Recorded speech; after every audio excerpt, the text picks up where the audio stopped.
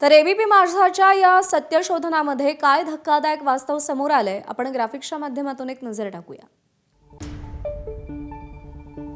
नागपूरच्या transit treatment सेंटरमधील बहुतांश वाहनं विविध कारणांमुळे नादुरुस्त आहेत। सरकारने दिलेली व्हॅन अनेक महिने नादुरुस्त आहे। वन्य प्राण्यांसाठी सीएसआर मधून मिळालेली एसी अँब्युलन्स सुद्धा वापरण्यायोग्य राहिलेली नाही। आमदार प्रवीण दटकेंच्या निधीतून मिळालेली रेस्क्यू व्हॅनही ब्रेक खराब झाल्याने पडीक आहे।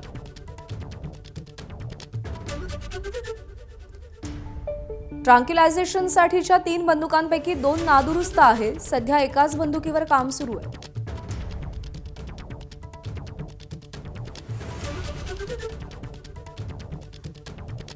प्राणी जेरबंद केल्यावर टाकायची जाळी, कॅचपोल, फायबर रॉड, पिंजरा, कव्हर या सुरक्षा साहित्याची देखील प्रचंड कमतरता आहे।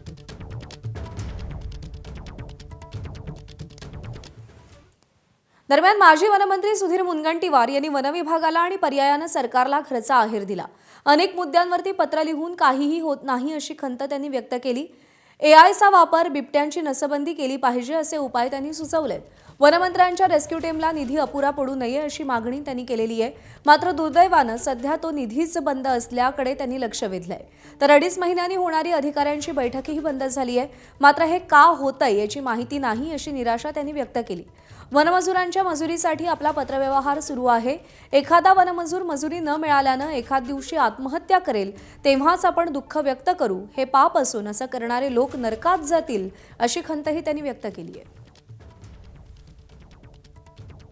माजी वनमंत्री सुधीर मुनगंटीवार आपल्या सोबत आहेत। नाही, निश्चितपणे त्याच्यावर उपाययोजना केल्या पाहिजे।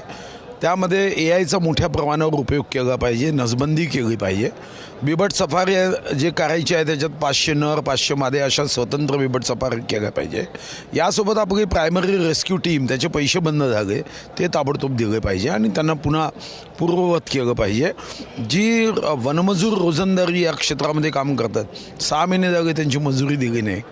मी गंभीर पत्रही लिहिलं आहे, मग वाटते त्यांची मजुरी दिली पाहिजे।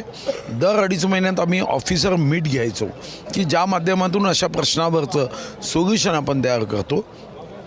या संदर्भामध्ये इतर राज्यांना बिबट पाहिजे असतील त्यांना बिबट पोचवले पाहिजे। जे बिबट आपण पिंजऱ्यात जेरबंद केले त्यांना झूमध्ये ठेवलं पाहिजे। अनेकदा असं होतं की अधिकाऱ्यांनी लक्ष दिलं पाहिजे, अधिकारी लक्ष देत नाही। मग गाडी आपण देतो, ड्रायव्हर देत नाही, ड्रायव्हर दिला की पेट्रोल देत नाही, पेट्रोलची फाईल ओके होईपर्यंत गाडीचं इंजिन बिघडतं, मग गाडीच्या इंजिनच्या दुरुस्तीचे पैसे देत नाही।